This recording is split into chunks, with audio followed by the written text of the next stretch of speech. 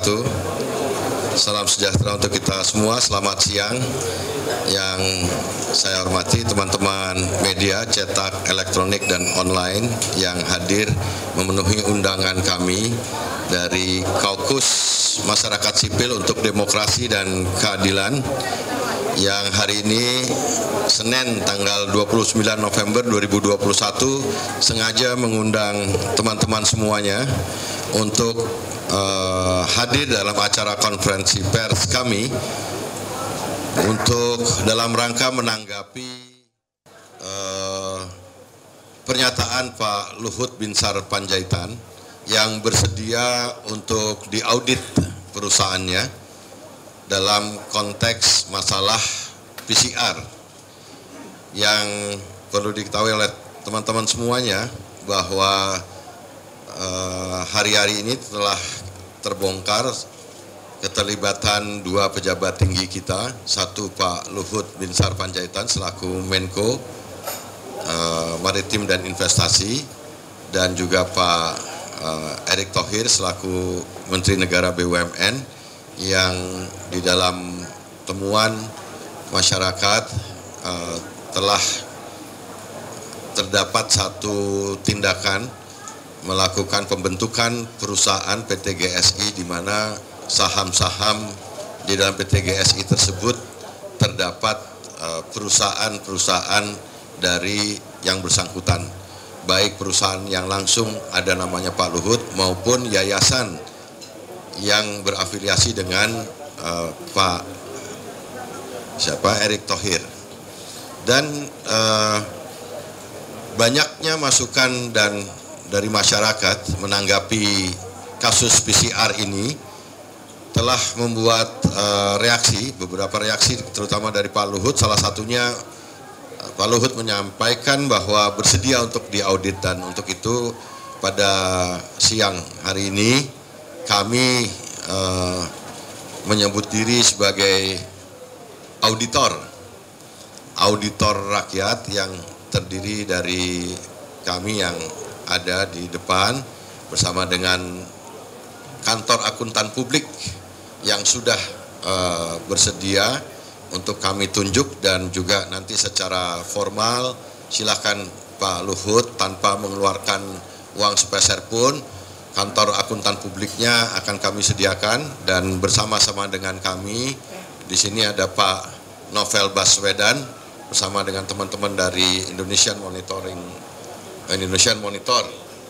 Memanggil 57 adalah ex teman-teman pegawai KPK, dan juga ada Profesor Antoni Budiawan, dan juga ada Mas Refli Harun, Mas Haris Azhar masih ada pertemuan, kemudian Mas Boyamin dalam perjalanan.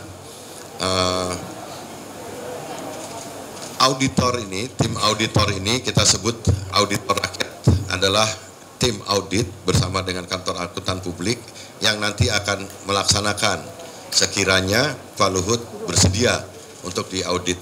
Dan selain kita menyediakan diri untuk melakukan tugas audit tersebut, kita juga akan membentuk posko-posko, yang posko-posko tersebut nanti akan bisa menerima pengaduan, kemudian juga pemberian bukti-bukti, kwitansi, atau dokumen-dokumen yang lain yang berkaitan dan relevan dengan ini. Auditor rakyat ini, kami semua juga sebenarnya insya Allah bukan hanya akan mengaudit soal PCR ini, tapi juga mengaudit masalah-masalah yang lain yang berkaitan dengan situasi pandemi COVID-19 ini. Bisa masalah vaksin, bisa juga masalah kartu prakerja, dan perpanjangan undang-undang Minerba dan lain sebagainya yang dirasakan oleh masyarakat kebanyakan itu mengandung masalah. Pada siang hari ini juga teman-teman aktivis pro demokrasi sedang di Polda Metro Jaya juga mengadukan kasus yang sama soal PCR ini terhadap Pak Luhut Binsar Panjaitan dan Erick Thohir. Dan kita sebenarnya mempersilahkan teman-teman setelah dari Polda juga ke sini. Tetapi berangkat dari kolusi dan nepotisme yang kami sadari sejak awal yang menjadi kunci dari permasalahan ini adalah bahwa sebagai seorang pejabat seharusnya yang bersangkutan dalam hal ini Pak Luhut dan Erick Thohir tidak membentuk sebuah perusahaan baru untuk mengadakan PCR ini, tetapi harusnya menyerahkan kepada BUMN, Kimia Farma, Indofarma dan lain sebagainya untuk menjadi pelaksana dari pengadaan PCR dan penyediaan PCR bagi masyarakat ini. Tetapi yang dilakukan adalah membentuk perusahaan, dan yang lebih parah lagi perusahaan tersebut adalah di saham-sahamnya terdapat kepemilikan dari yang oknum atau yang bersangkutan tersebut.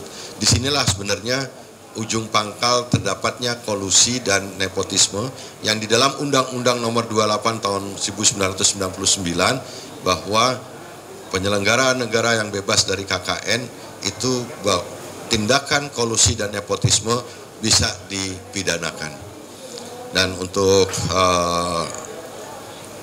menguraikan masalah itu, proses audit ini perlu dilakukan supaya masyarakat juga bisa mendapatkan kepastian, dan kita juga menyampaikan kepada Pak Luhut untuk segera dalam waktu yang silahkan Pak Luhut menyampaikan kepada kami kapan kami bisa segera melakukan audit terhadap perusahaan Pak Luhut tersebut. Mungkin untuk selanjutnya di sini ada Pak Novel Baswedan yang juga sudah bersedia bergabung untuk menjadi auditor rakyat dari Kaukus Masyarakat Sipil untuk Demokrasi dan Keadilan yang bisa menjelaskan masalah ini gitu. Mungkin terima kasih. Assalamualaikum warahmatullahi wabarakatuh. Silakan Pak Novel. Baik, terima kasih. Bismillahirrahmanirrahim. Assalamualaikum warahmatullahi wabarakatuh. Salam sejahtera untuk kita semua. Yang saya hormati ada di sini Bang Ferry, Bang Refli, Pak Antonius, dan tentunya kawan-kawan semuanya. Terkait dengan hal yang disampaikan oleh tadi Pak Ferry mengenai masalah PCR. Masalah PCR ini kan kita tahu ya, ini PCR ini menjadi alat yang penting untuk melakukan tracing atau melakukan deteksi orang yang kena COVID. Sampai sekarang mundur dari setahun setengah yang lalu lah ya. Itu kita tahu kondisi di Indonesia juga terkena COVID, di mana semua orang tentunya memerlukan tes untuk PCR ini. Beberapa waktu yang lalu saya bersama kawan-kawan saya melakukan penelitian singkat atau menemui pihak-pihak yang mengetahui soal hal ini, dan tentunya ketika di sana saya dan kawan-kawan kemudian bisa mulai memahami dengan lebih jelas bahwa ada dugaan kolusi atau dugaan korupsi di sana, maka ini menjadi hal yang menarik. Karena apa? PCR ini diperlukan oleh semua orang yang ada di Indonesia dan seluruh dunia tentunya. Tapi kita fokus dengan masalah di Indonesia, di mana ketika semua orang memerlukan dan kemudian ada dugaan, ada pihak-pihak tertentu yang memonopoli atau kemudian menguasai, yang dengan penguasaan tersebut terjadi kondisi di mana harga PCR menjadi mahal, dan ini dibebankan kepada negara dengan pembiayaan COVID dan juga kepada kita semua. Saya yakin barangkali ada juga di antara masyarakat yang kemudian untuk PCR harus berhutang barangkali, atau hal-hal lain yang kemudian itu sangat menyedihkan untuk kita semua. Saya juga pernah mengalami di mana saya pernah terkena COVID dan kemudian memahami di mana harga PCR juga mahal. Oleh karena itu ini menjadi hal yang penting untuk diusut dengan lebih jelas. Selain itu juga saya telah melihat bagaimana proses PCR itu dilakukan. Dari pemahaman yang saya lihat, karena saya bukan orang ahli soal peralatan kesehatan, tapi dari pemahaman saya, untuk membuat lab PCR itu tidak diperlukan lab yang begitu rumit. Tetapi dengan lab yang sederhana itu bisa dilakukan. Artinya ketika lab PCR itu bisa dibuat di mana-mana, itu sebetulnya sangat bermanfaat untuk kita semua. Begitu juga dengan prosesnya. Yang saya tahu prosesnya itu ada 3 tahap. Pengambilan sampel, sampel orang yang mau diambil tes PCR, dan kemudian ada ekstraksi di sana. Ekstraksi itu waktunya cuma 1 jam, dan kemudian ada proses pengolahan di mana sampai dapat hasil positif atau negatif. Tergantung reagennya, ada yang 1,5 jam, ada yang sampai 2,5 jam. Artinya prosesnya itu harusnya singkat, tapi yang terjadi sampai kemudian kita semua harus menunggu sampai 2-3 hari. Kalau mau lebih cepat, bayarnya lebih mahal. Ini masalah yang sangat serius saya melihatnya.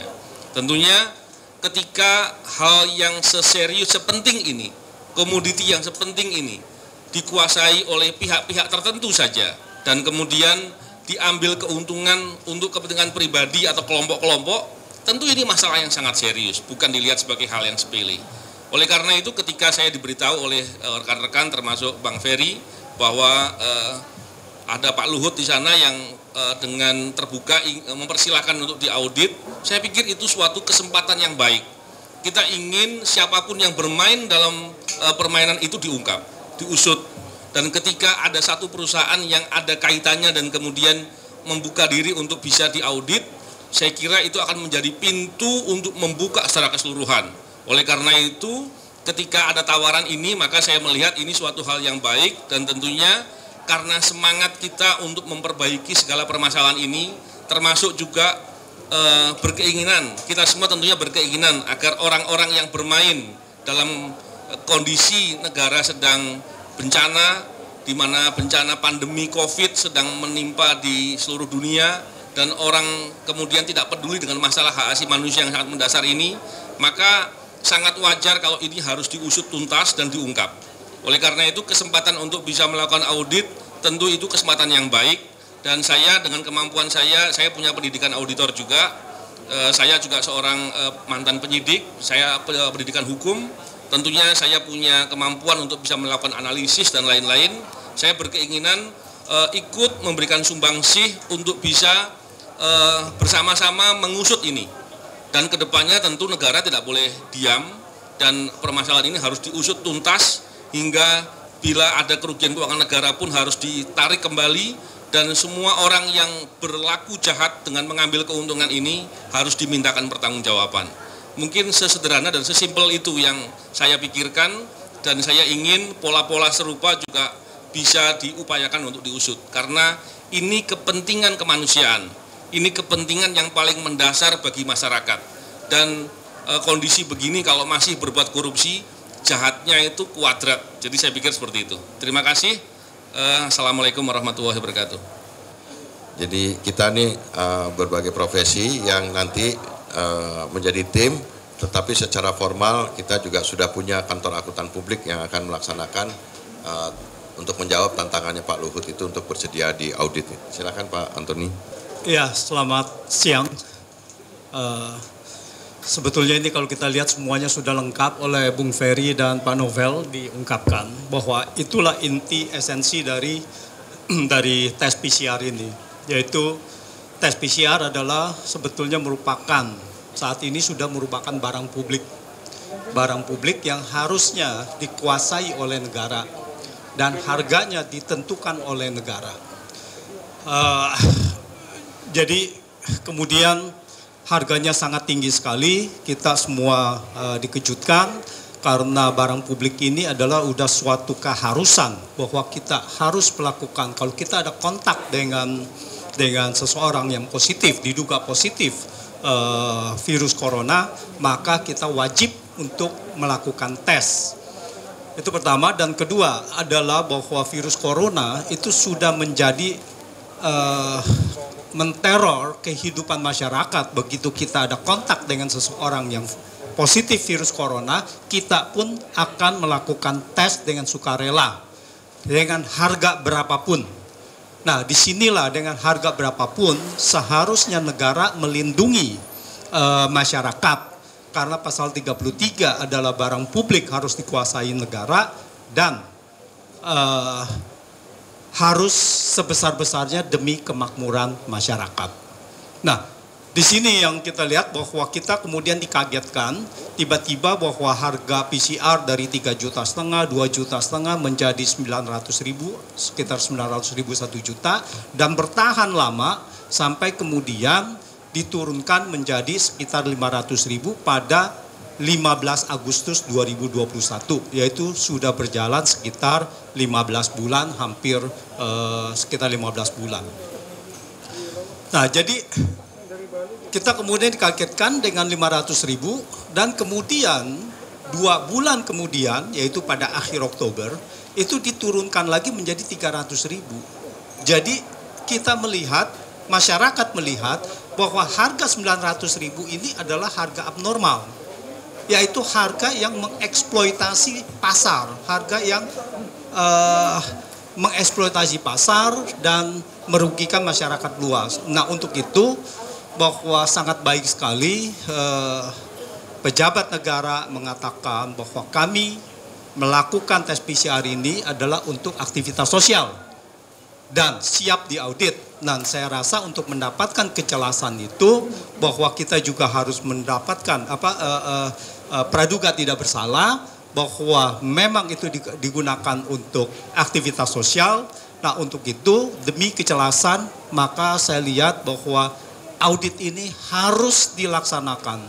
Kalau tidak dilaksanakan maka pendapat masyarakat itu akan semakin meluas dan kecurigaan-kecurigaan bahwa ini adalah eksploitasi dan bahkan melanggar pasal 33 Undang-Undang Dasar. Ini adalah sangat serius dan semoga bahwa ini semua bisa diluruskan.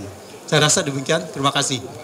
Ya, terima kasih Mas Ferry. Assalamualaikum warahmatullahi wabarakatuh.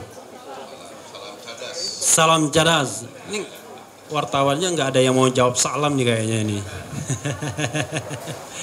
Jadi saya ingin bicara satu tema saja mengenai good governance dan clean government. Jadi ini soal peradaban bernegara, soal etika publik, soal etika bernegara. Kadang-kadang kita dalam banyak hal menyepelekan seperti ini, hal-hal seperti ini.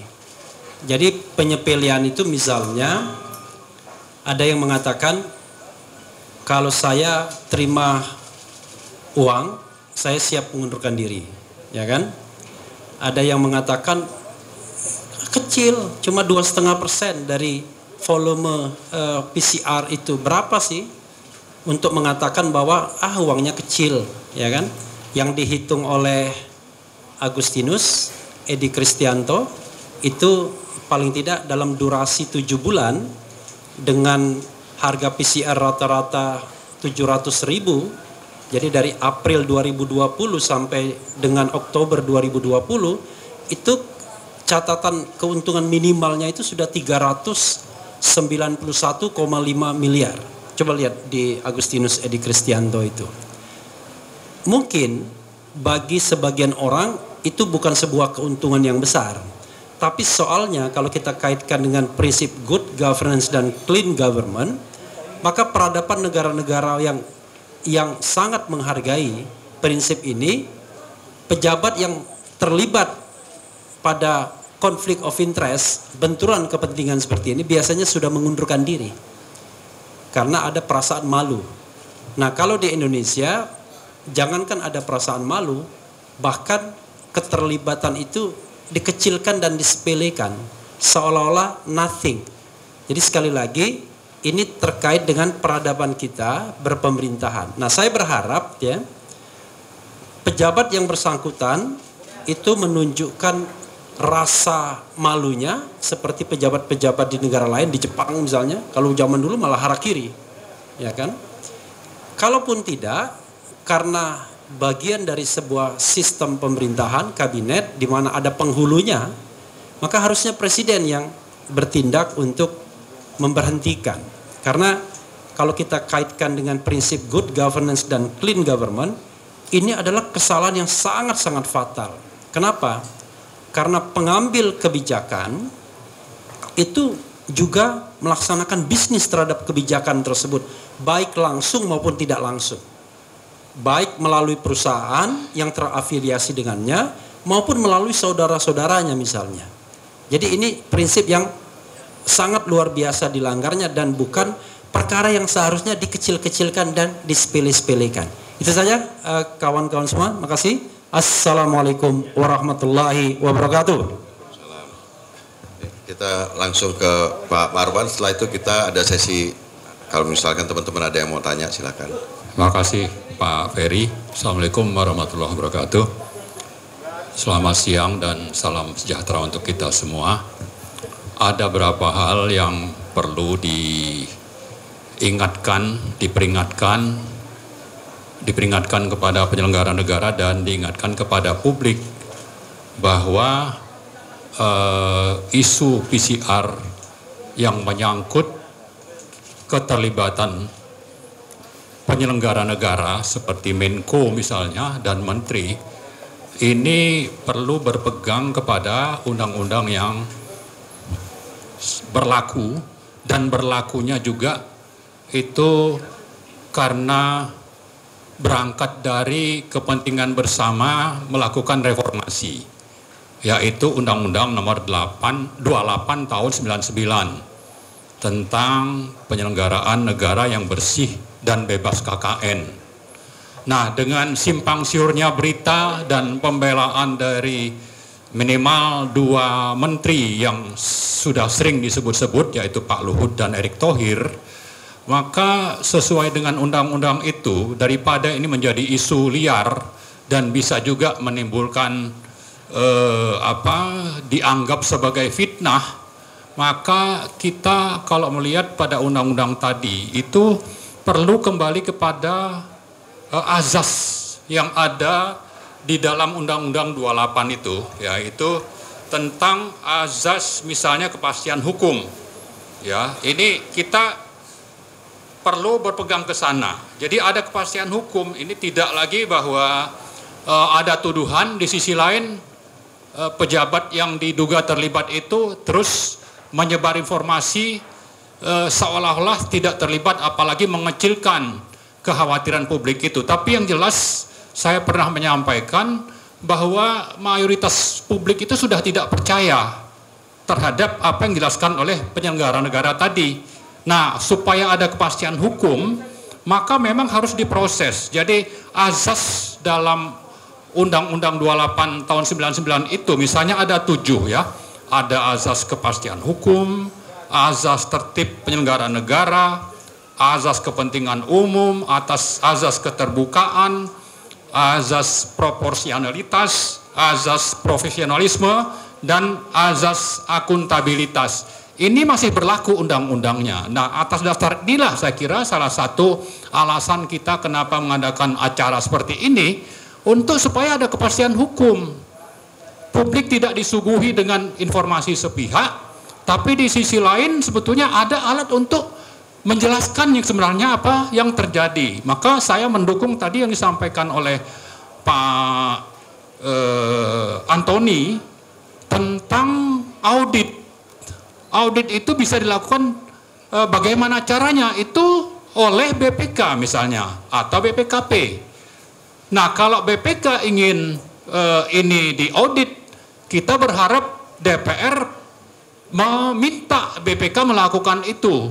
Nah, lebih ke hulu lagi, kita berharap ada pansus di DPR yang khusus dibentuk untuk terjadinya audit ini, atau menuntaskan kasus yang memang masih tidak mengikuti penyelesaiannya itu sesuai dengan azas nomor 28 Undang-Undang nomor 28 tahun 99 tadi. Jadi intinya, mari ada penegakan hukum, mari ada audit, lalu kita minta supaya yang namanya DPR itu karena menyangkut hajat hidup orang banyak, masalah kepentingan rakyat, ya kita tidak mau juga negara itu harus mengeluarkan uang yang akhirnya dikorupsi, padahal dapatnya juga sudah dengan ngos-ngosan ya. Defisit itu tahun ini kan sekitar 805 triliun dari berhutang, tapi oleh sejumlah oknum itu diduga diselewengkan puluhan triliun karena punya kesempatan sebagai pejabat misalnya,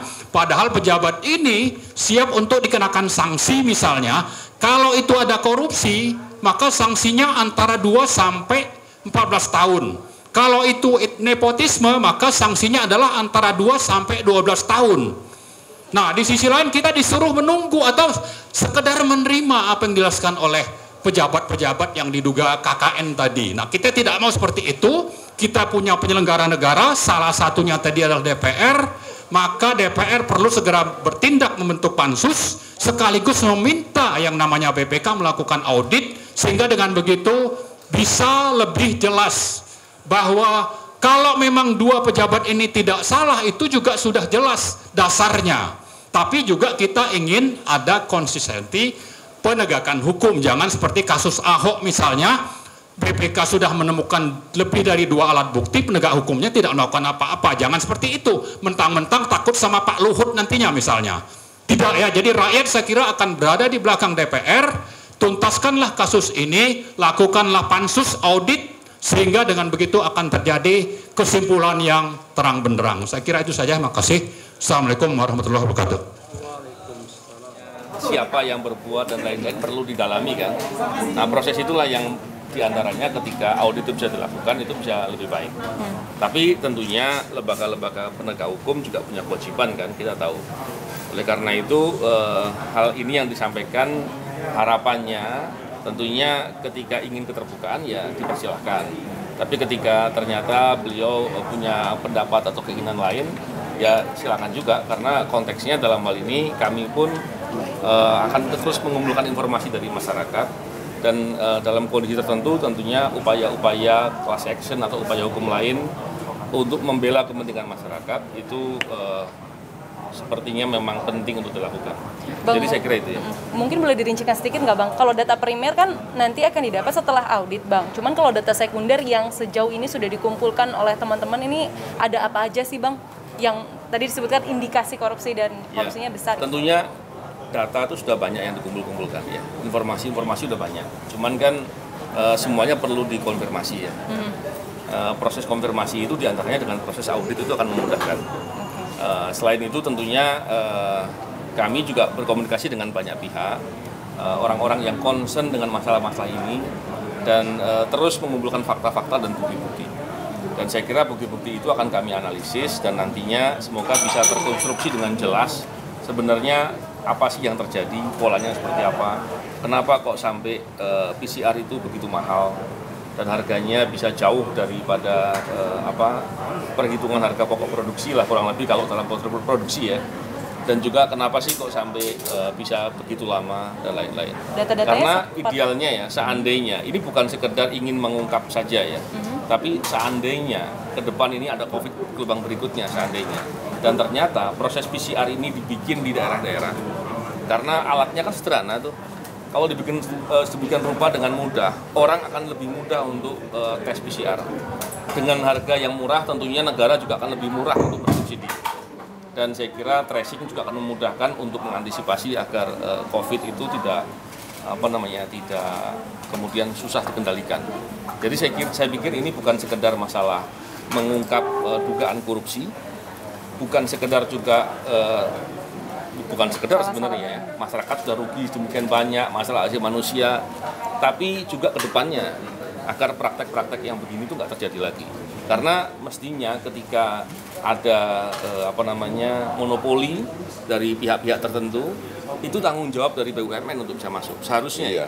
Tapi lebih jauh lagi nanti kita periksa aja, kita ingin melihat lebih jauh, karena kami bergerak kan dengan dasar kemanusiaan, bukan suatu tugas utama, bukan tugas pokok, tapi melihat korupsi yang separah itu, ini dugaan korupsi ya, separah itu, kalau terus kita diam rasanya kebangetan.